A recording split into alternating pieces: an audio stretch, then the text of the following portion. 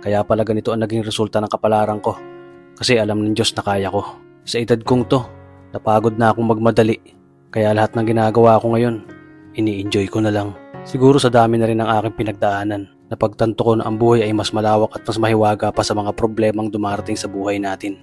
Tumatanda na tayo, baka sa kakahabol natin sa masagana at maayos na buhay, ay hindi na natin nai-enjoy ang buhay.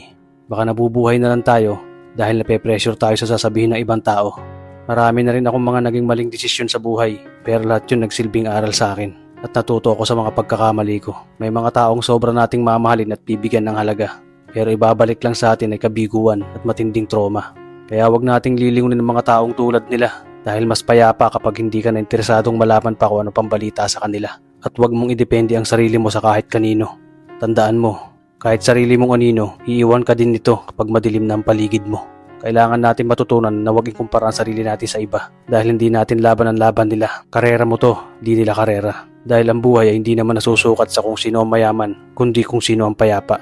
Kaya galingan mo lang palagi tol dahil napakaraming tao mapanghusga, tihilahin ka pababa. At lagi mo tong tatandaan na makakatanggap ka lang ng papuri mula sa kanila kapag patay ka na.